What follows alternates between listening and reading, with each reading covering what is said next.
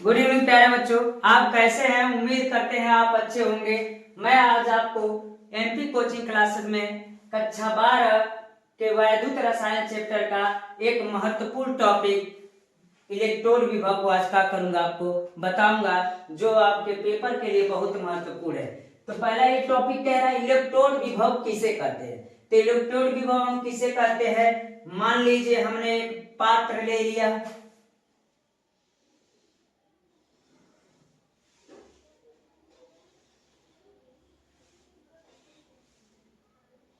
एक पात्र ले लिया और पात्र में कोई विलयन हम क्या कर लिए, मान लीजिए भर लिए।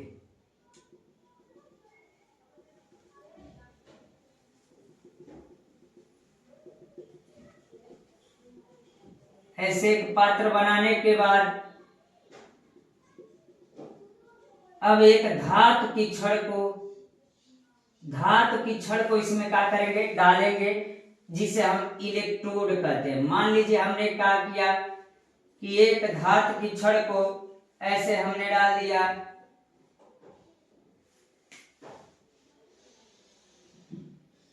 ये जो धातु की छड़ होती है हम इसी को ही क्या कहते हैं, इलेक्ट्रोड कहते हैं। क्या कहते हैं प्यारे बच्चों? इलेक्ट्रोड कहते हैं। और एक धातु की छड़ और ले लीजिए, इसको भी हम क्या कहेंगे, इलेक्ट्रोड कहेंगे। इसके एक सिरे को माइनस कहते हैं, जिसे हम कैथोड कहते हैं, और दूसरे सिरे को क्या कहते हैं, प्लस कहते हैं, जिसे हम क्या कहते हैं, एनोड कहते हैं। तो क्या कह रहा है, इलेक्ट्रोड विभव कह रहा है, लेकिन प्यार से सुनिएगा बच्चों। ये कह रहा है कि जब किसी धातु की छड़ को, तो मान लीजिए हम धातु का जो छड़ लिए हैं वह किसका है, यानी जेडेन का, यानी जिंक धातु का क्या है, छड़ है। तो हम कहेंगे कि जब जिंक धातु के छड़ को, और एक बात और जान लीजिए प्यारे बच्चों, ये जो छड़ है, धातु की छड़ है ना, इसी को हम इलेक्ट्रोड भी कहते हैं। जब किसी जिंक धातु के छड़ को उसी धातु के लवण के विलयन में, अगर ये धातु किसका है, जिंक है, तो इसी धातु के लवण के विलयन में, यानी ये जो विलयन होगा वो क्या होगा, ZnSO4 होगा। जब किसी धातु के छड़ को उसी धातु के लवण के विलयन में क्या करते हम, जब डुबोते हैं, तो उस धातु की सतह पर जो विभव उत्पन्न होता है उसी को हम क्या कहते हैं, इलेक्ट्रोड विभव कहते हैं। उम्मीद होगा प्यारे बच्चों समझ आ रहा होगा। हम फिर से आपको बता दे रहे हैं, जब किसी धातु की छड़ को मान लिया हमने क्या है, जिंक है, जब उस धातु की छड़ को उसी धातु के लवण के विलयन में हम क्या करते हैं, डुबोते हैं। जब डुबोते हैं तो इस इलेक्ट्रोड के, यानी धातु के छड़ पर जो विभव उत्पन्न होता है उसी को हम क्या कहते हैं, इलेक्ट्रोड विभव कहते हैं। याद हो गया होगा प्यारे बच्चों। और इसको हम लिखेंगे कैसे, तो जब हम कहेंगे, जब किसी धातु की छड़ को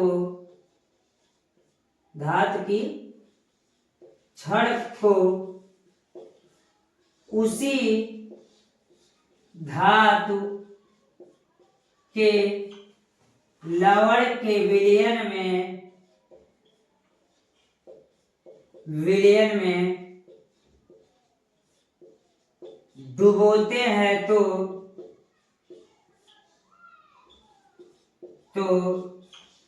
धातु के सतह पर, या इलेक्ट्रोड के सतह पे भी कर सकते हैं, धातु की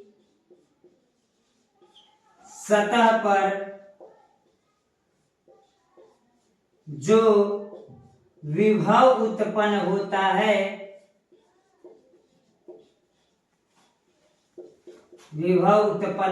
है उसे इलेक्ट्रोड विभव कहते हैं। इलेक्ट्रोड विभव कहते हैं। इसे ई से प्रदर्शित करते हैं, ई से प्रदर्शित करते हैं। प्यारे बच्चों, आपको समझ में आ रहा होगा, फिर से मैं आपको बता दे रहा हूं। जब किसी धातु की छड़ को, यानी इस धातु की छड़ को उसी धातु के लवण के विलयन में जब डुबोते हैं ना, तो आप बताइए इस विलयन और धातु की सतह पर एक विभव उत्पन्न होता है। उसी विभव को हम क्या कहते हैं? इलेक्ट्रोड विभव कहते हैं। उम्मीद कर रहे हैं प्यारे बच्चों समझ में आ रहा होगा। दूसरा इसका टॉपिक ये है कि अगर हम कहें कि मानक इलेक्ट्रोड विभव किसे कहते हैं, तो हम कहेंगे मानक इलेक्ट्रोड विभव किसे कहते हैं, तो हम वो भी आपको बता दे रहे हैं। मानक इलेक्ट्रोड विभव किसे कहते हैं, ठीक है। तो इस बार भी हम क्या करेंगे, एक पात्र लेंगे। इस बार भी हम एक क्या करेंगे, पात्र लेंगे। मान लीजिए पात्र हमने क्या कर लिया, ले लिया, और इसमें भी विलयन क्या कर लिए, हम रख लिए।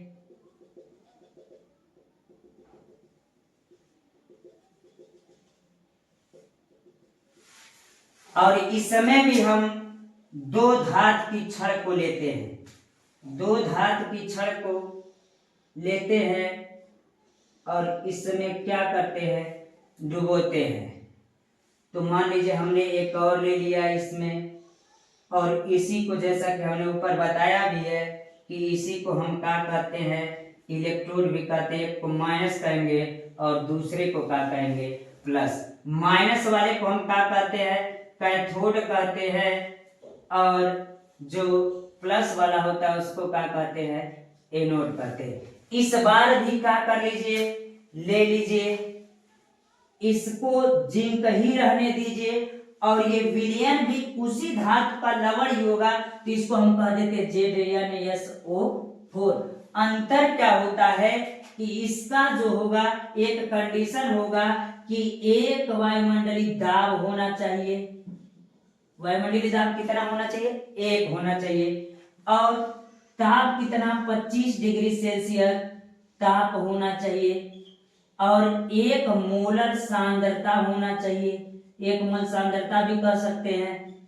यानी हम कहेंगे, ध्यान से सुनिएगा प्यारे बच्चों, अंतर कुछ होता नहीं है, बस इसी चीज का अंतर होता है। तो हम कहेंगे कि जब किसी धातु की छड़ को, जब किसी धातु की छड़ को उसी धातु के लवण के विलयन में डुबोते हैं, लेकिन कंडीशन क्या होता है कि दाब होना चाहिए, 1 एटमॉस्फेयर होना चाहिए, 25 डिग्री सेल्सियस ताप होना चाहिए, 1 मोलर सांद्रता होना चाहिए। तो हम कहेंगे एक वायुमंडलीय दाब पर, एक वायुमंडलीय दाब पर और 25 डिग्री सेल्सियस ताप पर जब किसी धातु की छड़ को 1 मोलर सांद्रता वाले विलयन में जब डुबोते हैं, तो इस धातु की सतह पर जो विभवांतर उत्पन्न होता है, यानी जो विभव उत्पन्न होता है, उसी को क्या कहते हैं, मानक इलेक्ट्रोड विभव कहते हैं। प्यारे बच्चों फिर से सुनिएगा, हमने क्या कहा, एक वायुमंडलीय दाब पर, एक वायुमंडलीय दाब पर 25 डिग्री सेल्सियस ताप पर जब किसी धातु की छड़ को उसी धातु के विलयन में जब हम डुबोते हैं, तो उस स्थिति में उसी धातु के विलयन में डुबोते हैं, और सांद्रता कितनी रहती है, 1 मोलर सांद्रता वाले विलयन में क्या करते हैं, डुबोते हैं। तो जो इनके बीच विभव उत्पन्न होता है, यानी धातु पर जो विभव उत्पन्न होता है, उसी को क्या कहते हैं, मानक इलेक्ट्रोड विभव कहते हैं। प्यारे बच्चों लिखेंगे कैसे हम, तो कहेंगे एक वायुमंडलीय दाब पर, एक वायुमंडलीय दाब पर, एक वायुमंडलीय दाब और 25 डिग्री सेल्सियस ताप पर जब किसी धातु की छड़ को, किसी धातु की छड़ को 1 मोलर सांद्रता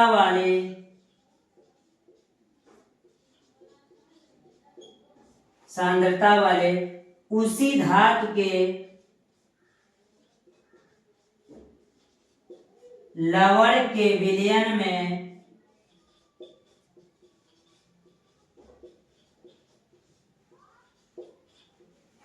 डुबोते हैं तो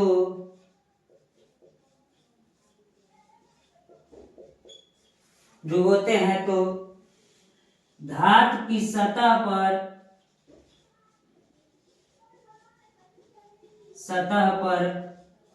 जो विभव उत्पन्न होता है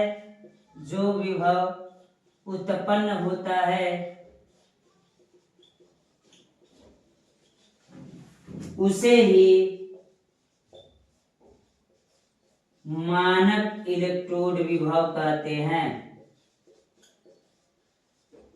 इलेक्ट्रोड विभव कहते हैं। इसे E0 से प्रदर्शित करते हैं। E0 से प्रदर्शित करते हैं।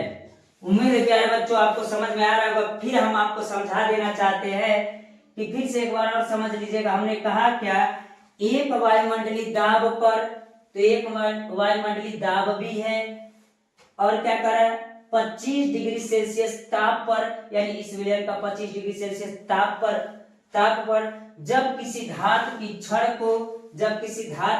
को 1 मोलर सांद्रता वाले उसी धातु के विलयन में जब डुबोया जाता है तो इस धातु की सतह पर जो विभव उत्पन्न होता है तो उसी को हम क्या कहते हैं प्यारे बच्चों, मानक इलेक्ट्रोड विभव कहते हैं। उम्मीद कर रहे हैं आपको समझ में आ गया होगा। यानी इसमें और इसमें अंतर क्या होता है, बस इसका ही अंतर होता है। तो प्यारे बच्चों उम्मीद करते हैं कि आपको समझ में आ गया होगा। धन्यवाद आज के लिए।